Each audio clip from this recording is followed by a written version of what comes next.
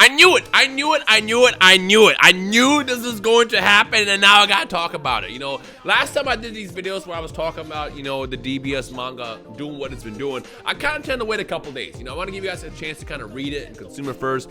But this is one of the situations where I literally just read it like an hour ago, and I'm like, I'm recording this right now. We gotta talk about this. So this is your last spoiler alert warning. I don't know what the title is going to be or the thumbnail, but it should be something abstract like always.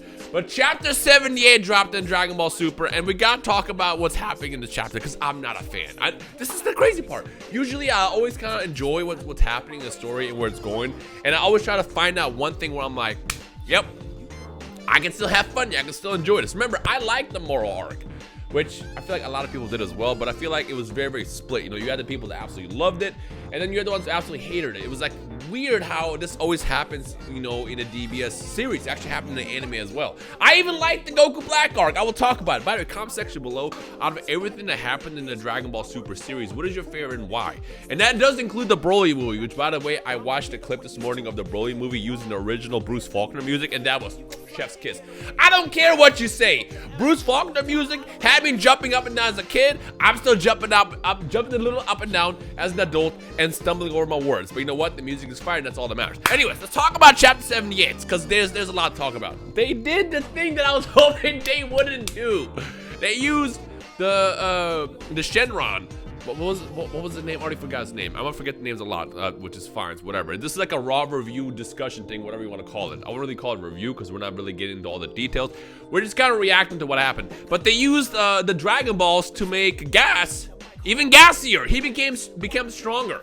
Apparently, Gas is already a badass. That's number one thing that's kind of like an issue. I get it. You can't just have Gas show up and be just magically strong. It wouldn't make sense because, like, again, they just keep pulling out all these characters that somehow are powerful, and with Granolah already being one of the strongest in the universe, and then Goku and Vegeta being there as well, Gas can't just pull up and magically be like, hey, by the way, I also can throw hands. That's not what's gonna happen. They had to figure out a way to make this man strong, and they did exactly what they did with Granolah in the beginning, and they just wished for it. Like, how is this a thing? How is this a continuous thing that it keeps happening? You know what's gonna piss me off is, so we know when Granolah made his wish, his lifespan was reduced. That's basically how they were able to make this wish work, and it makes sense. Like, it's like you reach that potential part of your life where you are the strongest. We saw it with Hunter x Hunter. When Hunter x Hunter did that thing with Gon, I'm not gonna, you know, talk about what happens exactly. If you know what I'm talking about, you know what I'm talking about. It's like he becomes strongest at that point. And I get that's kind of like what they're doing here. For all we know, the way Gas is going to get defeated here is because his lifespan is going to be like an hour long. So in an hour, he might just randomly die. If that happens, mark my words, I'm going to make a video and just laugh about it for 10 minutes. I'm not even joking. If that happens, there's no way that's gonna happen. But if that happens, expect the video just called ha ha ha, where I'm just literally laughing for 10 minutes to myself as a video.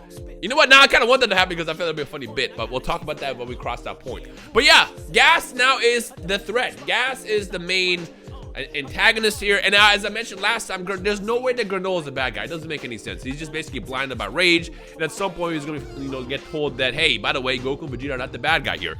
Those guys are. And yeah, we also got a little bit of backstory which showed that, you know, the Namekian knew the whole time. What's his name? Monito? He knew the whole time, you know, what basically happened with the Heeters and why both him and Granolah are alive. And I know, I get it, you know, he had to keep that a secret because both their lives were at risk. And Monito even mentioned that if Granolah found out that, you know, the Heeters were behind everything, that he would have probably just died at an early age trying to stop them. So I get that. That makes sense. But still, using the Dragon Balls to just make this man stronger, it's like, what are the assholes? I mean, I know this is Dragon Ball we're talking about, but what are the assholes? We couldn't do something else out there. You couldn't, like, you know, break out fusion or something, or just, I don't know, find another way to make him strong enough. Again, I get it. Goku and Vegeta are so broken right now that you gotta have something out there that kind of balances it out. I mean, this has always been a problem with the series after Dragon Ball Z ended.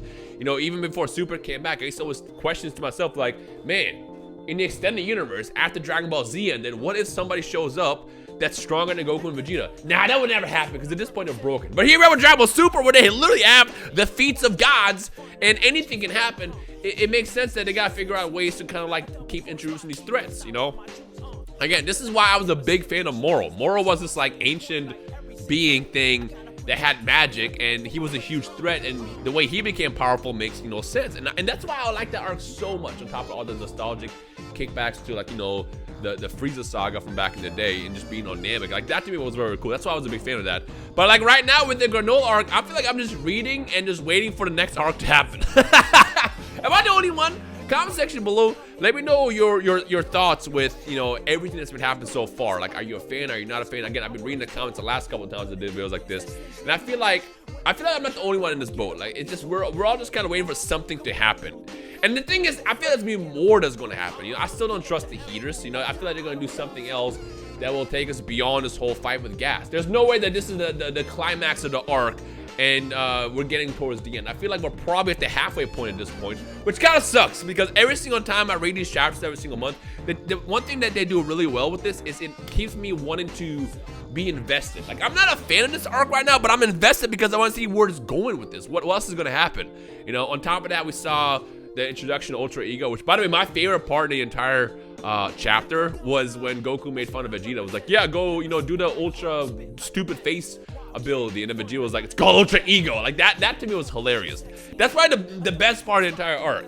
But yeah, I will say this, Vegeta being told to go get the Senzu Bean, and the second that happened, I knew he wasn't going to eat it. He was going to save it for Granolah, because Granolah has to be the one. Because Vegeta gets it. You know, Vegeta lived his life wanting to get revenge on Frieza, and now this is basically, he's like kind of seeing himself in Granolah. He wants Granolah to be the one that gets the revenge against the Heeters. But the question is will it be enough? Because technically, according to feats, if we were to do power levels here, if Granolah's power level was 1 billion, then Gas's power level would be like 1,000,000,001. He is technically the strongest in the universe. And they even mentioned that, it's like, by the way, you're not the strongest anymore, Gas is. Because that's how it works. Oh, how does that? I don't know. I'm not a fan of the whole Shenron thing. You know, using that as a crutch. There could have been so many other ways. You know, you could have wished for an ability to make some, I don't know, take away Saiyan's abilities, or they could have done so many other ways to give Gas powers, even Granolah, you know, when they did originally. But the ability of just, you know, asking for a max power level, essentially, I don't know. I'm just not a big fan of it. It just rubs me the wrong way. Yeah. Yep. That's how I feel about that. Again, the one thing that kind of sucks about these chapters is so little happens, and it's so fast. Like, you know, we get like, what, 20, 30, 40 page chapters, however long it is. I don't really count, but we get a decent amount of panels, and by the time you get to Envy, you're just like, nothing really even happened. Great, now I have to wait another month. I don't want to wait another month for this. I want to know where this is going. I want to know. Look, here's the thing. I'm also going to make a bold prediction here. I bet you by the time we get to the end of this arc, there's going to be something that'll be so amazing. I'm going to magically love everything. Like, once we get to that part where it all ties in, I feel like it's going to be so good, and I might become a fan. Something else I want to see happen by the end of the actual arc is I want to see Frieza involved. You know, Frieza's always been one of my favorite anime villains of all time, because he's just an absolute fuck.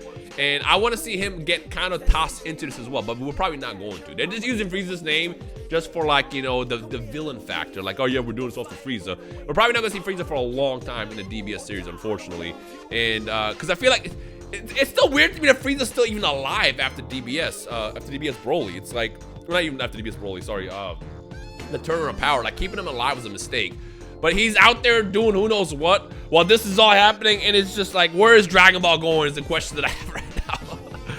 I mean, I'm a consumer. I'm a fan. End of the day, it's always been cool to me to see Dragon Ball's back the way it's been back the last couple of years. But every single time I read another chapter of the Granolah arc, I'm just asking myself, where is this going? What's going to happen next? And again, you got Goku with Ultra Instinct, you got Vegeta with Ultra Ego, and now you got these space gangsters who are just like there, and they're magically strong enough to take on all three of them. Because here's the thing, this is the thing that bugs me about this wish, and this is something I didn't really like about, you know, the fight of Goku and Vegeta against Granolah. Yeah, Granolah is the strongest person right now in the universe, but like, if you're the strongest, that means when you go against someone in the 1v1, you're supposed to win, right? But now in a situation where you have two of the more stronger players, surely a 2v1 should always result in Goku and Vegeta winning. Granted, we didn't really see that yet, but like, let's say in this next chapter, we have both Goku, Vegeta, who are kind of weakened, to be fair, but they are recovering. Goku got kind of recovered by Monito. We're gonna if we get a situation where Goku and Vegeta and Granolah all jump, especially Granolah, who's going to be healed up in the sense of being all jump gas, there's no way that they could lose. Like the thing I don't like about Gas's abilities also is he seems to be able to just spawn stuff, and that's kind of his thing. He's a conjurer. If this is Skyrim, his conjuring is 100. It's like, is that enough? You know, again, Moro's abilities were literally magic that just cause you to drain people, which is why he was able to take on Goku and Vegeta so easily. But in a situation where you have basically a wizard, a warlock that can spawn axes and stuff and spears, that's his ability. It's like, you gotta do a little bit better than that. So, I don't know. Maybe we'll see it in the next chapter. Maybe Gas has some ability that are going to be actual gas, you know, no pun intended. And then that'll really show off how much of a powerful villain he actually is. But until now, I'm just like, this chapter's a miss. It's a big miss. Again, it's just my opinion. You know, this is my initial thoughts. If I go back and reread it, I'm sure I'm gonna find more stuff that I like about it. And I want you guys to basically let me know your thoughts as well. Like, where do you stand with everything that happened? Is it a thumbs up, thumbs down? And don't just say it's a thumbs down because I said it. I never want to get in a situation where I talk about something and I dislike it, and I'm automatically like, yeah, you know what? I agree, Rhyme. I also dislike it. Now, I want you to tell me why you dislike it or why you do like it. I like the discussion aspect of videos like this, and that's why I do these, you know? Duty. Anyways, I like how I just had a serious talk about, you know, my thoughts in this arc, and I just ended with just duty. Well, this is what you sign up for when you watch my channel, I guess. All right, I'm gonna end it right here. Let me know your thoughts down below. Again, we'll just see what happens next month. Hopefully, next month we have something that's actually gas. No pun intended once again.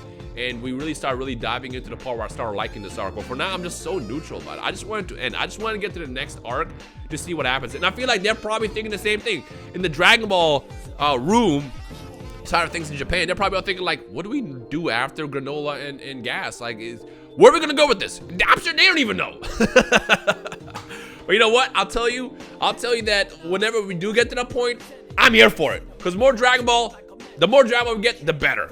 That's it. All right, I'm just gonna end the video right here. So yeah, I'll see you in the comment section below.